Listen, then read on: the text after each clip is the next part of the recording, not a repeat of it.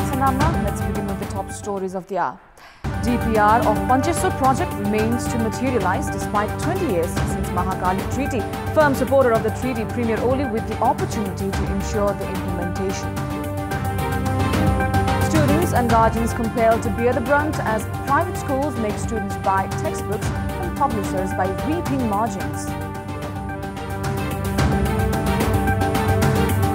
China imposes tariffs of up to 25% on 128 US imports after US President Donald Trump raised duties on foreign steel and aluminium.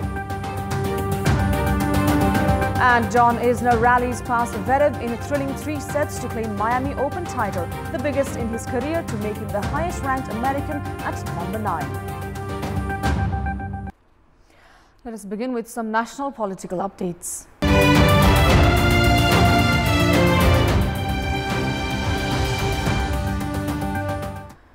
Of the leaders who played a significant role in the endorsement of the Mahakali Treaty with India, KP Sharma Oli is the officiating Prime Minister. The major part of the Mahakali Treaty, the Kantipur project, remains to be materialized though. The question that we all now face is whether the implementation of 21-year-old treaty would become an agenda during Prime Minister Oli's 3-day state visit of India, which begins on 6th of April. A huge debate was witnessed at the then Parliament regarding whether or not to endorse the unified Mahakali Treaty. The debate had led to the disintegration of CPN-UML as well. Now, despite not being the apex leader of CPN-UML back then, Oli did not just make efforts to bring CPN-UML in favour of the treaty, he also played a major role in the endorsement of the treaty at the Parliament on 20th of April in 1996. An agreement was reached to prepare the detailed project report DPR of Kantipur project within 6 months of the signing of the treaty, while the project was supposed to reach completion within 8 years. However, the DPR of the project has not even been completed yet. The Mahakali Treaty was signed between the governments of Nepal and India at New Delhi on 12th of February in 1996. While Sher Bahadur Dewa was the Prime Minister, the treaty, after being signed, was endorsed by the Parliament in April that year. The treaty was exchanged on the 5th of June 1997 with the then Prime Minister Lokendra Bahadur Chand when the then Indian Prime Minister I.K. Gujral had visited Nepal. Based on the provisions stated in the treaty, the implementation was considered to have begun following the exchange. Despite the formation of Parliamentary Committee for monitoring of the treaty implementation back then, the records of the works performed by the committee do not exist. Oli, who paid the price for the disintegration of the party, was widely criticized from and in and out of the party, now faces the responsibility for the completion of the project. Kantipur is the project which promised the production of 6,500 megawatt electricity after construction of a dam at Mahakali River, along with irrigation facility for 1.6 million hectares of land in both the nation.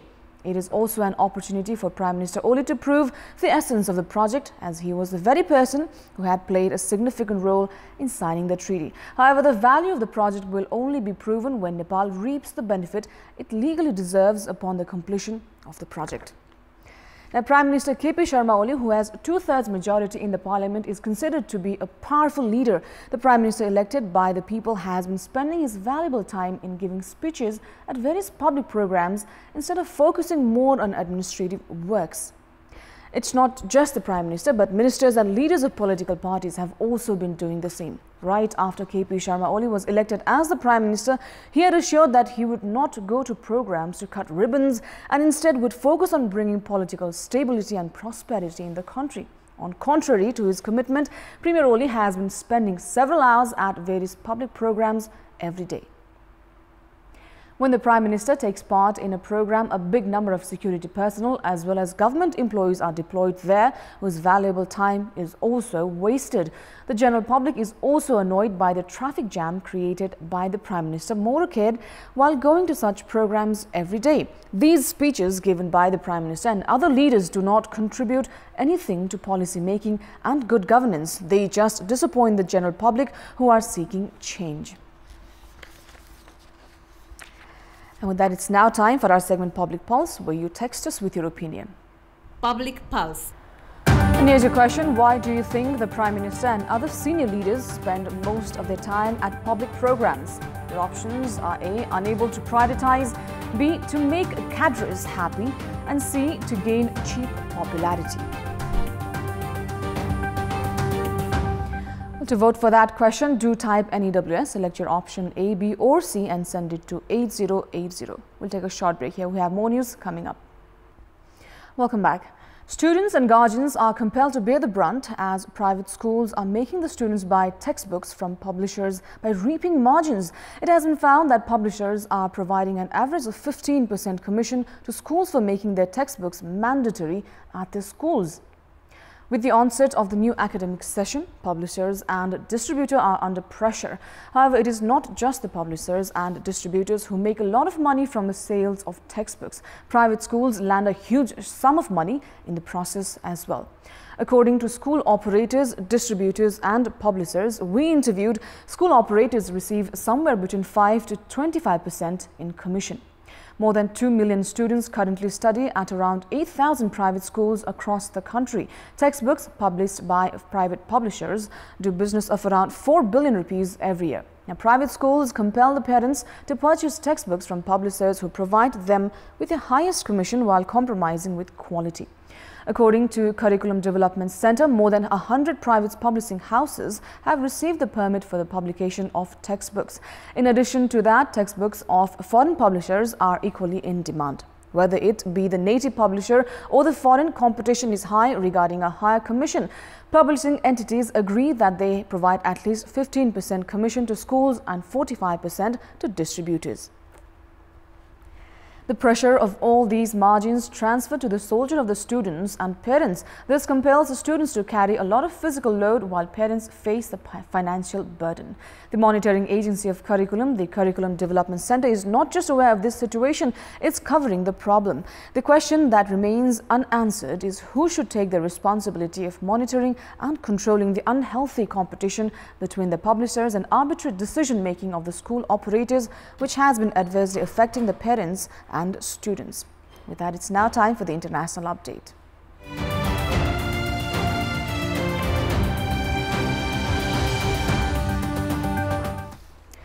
China has imposed tariffs of up to 28% on 128 U.S. imports, including pork and wine, after U.S. President Donald Trump raised duties on foreign steel and aluminium imports earlier in March. The tariffs affecting some $3 billion of import kick in on Monday. Beijing said the move was to safeguard China's interests and balance losses caused by the new U.S. tariffs. China had previously said it did not want a trade war, but would not sit by if its economy was hurt. Mr. Trump, however, has insisted that trade wars are good and that it should be easy for the U.S. to win one. Meanwhile, the American authorities have already announced plans for further targeted tariffs for tens of billions of dollars of Chinese imports. They say that is in response to unfair trading practices in China that affect U.S. companies, but it raises the possibility of yet more action being taken in what has become a tit-for-tat trade battle, our correspondent adds. U.S. scrap aluminium and frozen pork will be subject to a 25% additional tariff on top of existing duties. Now, China's defunct Tiangong-1 space lab mostly broke up on re-entering the Earth's atmosphere above the South Pacific, according to Chinese and U.S. reports. It re-entered the atmosphere at 8:16 GMT on Monday. Astronomer Jonathan McDowell tweeted, Tiangong-1 was launched in 2011 to carry out docking and orbit experiments. It was part of the country's efforts to build a manned space station by 2020, but stopped working in March of 2016. The 10-meter-long Tiangong module should really have been deorbited in a planned manner. Traditionally, thrusters are fired on large vehicles to drive them towards a remote zone over the Southern Ocean, but this option appeared not to be available, especially after the loss of command links in 2016. 13 space agencies under the leadership of European Space Agency used radar and optical observations to follow Tiangong's path around the globe. And it's time now for yet another break, still to come.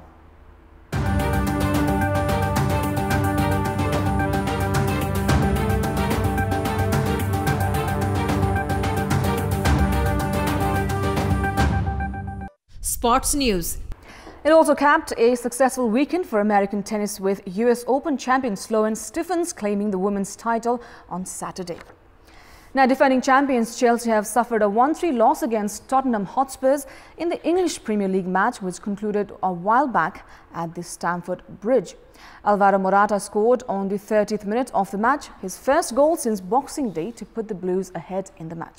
However, a stunner from Christian Eriksen put Spurs on level in the injury time of the first half. Dele Alli then put Spurs ahead on the 62nd minute, while he scored his personal second 4 minutes later, which also secured a 3-1 win for Spurs. In another English Premier League match played yesterday, Arsenal saw off Stoke City 3-0. After 31 matches, Manchester City are 1 win away from winning the league as they boast 84 points. Their arch rivals Manchester United are placed second with 68 points, while Liverpool are third with 66 points.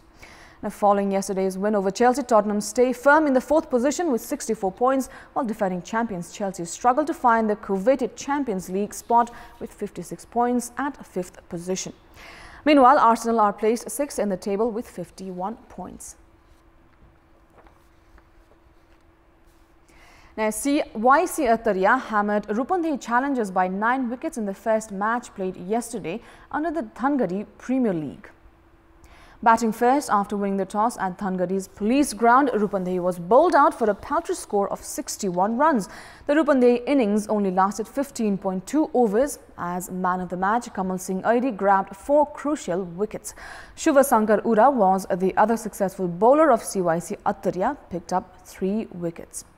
For Rupandehi, only one player registered a double-digit score as Sufyan Mahmood top scored with 20 runs. In reply, CYC Attaria raced to the victory target in 7.3 overs, losing just a single wicket. Attaria's Indian recruit Gaurav Chitkara scored 30 runs in the comfortable 9-wicket victory. Meanwhile, in another Thangari Premier League match played yesterday, Mahendranagar United saw off Biratnagar Kings by 33 runs. Mahendranagar posted 168 runs for the loss of 5 wickets in the stipulated 20 overs. Skipper Binod Bhandari scored 35 runs, while Puneet Bista and Arif Sheikh contributed 24 runs each. Foreign recruit Puneet Mehra remained unbeaten on 38 for Mahendranagar. Manjeet Shrestha picked 2 wickets for Biratnagar, while Paras Khadka and Shubham Kamath picked a wicket each. Chasing the target of 169 runs for victory, Biratnagar were bowled out for 135 runs in 19 overs. Foreign player Babar Hayat scored 32 runs for Biratnagar, while Prithu Baskota contributed 35. Attaria takes on Team Choraha Thangari tomorrow, while Kathmandu Goldens clashes against Rupandehi Challengers. In this context, we had asked the locals of Hetauda, Pokhara and Nepalganj regarding what they think other cities can learn from Thangari in increasing the popularity of cricket. Let us now take a look at what they had to say. Public voice. धनगढीले एउटा शिक्षा के दिएको छ भन्नुहुन्छ भने अब हामी निजी क्षेत्र सबै जमात आफ्नै यहाँका चाहिँ समुदायहरू सबै क्षेत्र चाहिँ आफै लाग्नुपर्छ। सरकारले त्यहाँ चाहिँ ध्यानाकर्षण मात्रै उनीहरुलाई गराउने काम अब हामी नलागिकन कहिले चाहिँ विकास अगाडि बढ्दैन। समुदायको चाहिँ धेरै नै रोल हुन्छ हैन। अहिले धनगढीमा पनि एउटा उदाहरण नै भयो। त्यस्तै गरी प्रत्येक शहरको चाहिँ समुदायले नै आपसमा कसरी हुन्छ खेल क्षेत्रलाई अगाडि बढाउनलाई चाहिँ कोसिस गर्नुपर्छ। व्यवसायीहरू अथवा निजी क्षेत्रका युवाहरूले पनि आफ्नो लगानीको केही हिस्सा मात्रै पनि खेलकुदमा लगानी गर्ने हो भने नेपालको खेलकुदको स्तर चाहिँ दिगो रूपमा विकास हुने सम्भावना देखिन्छ। खेलाडी भनेको हाम्रो राष्ट्रको हाम्रो नेपालको चाहिँ शान हो एउटा। हामीले सबैले मिलेर उहाँहरूलाई चाहिँ अगाडि बढाउने माया गर्ने गर्नुपर्छ।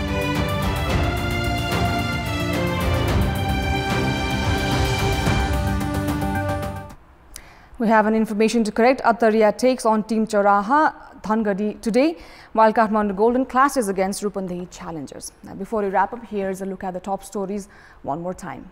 DPR of Pancheswar project remains to materialize despite 20 years since Mahakali Treaty. Firm supporter of treaty, Premier Oli, with the opportunity to ensure the implementation.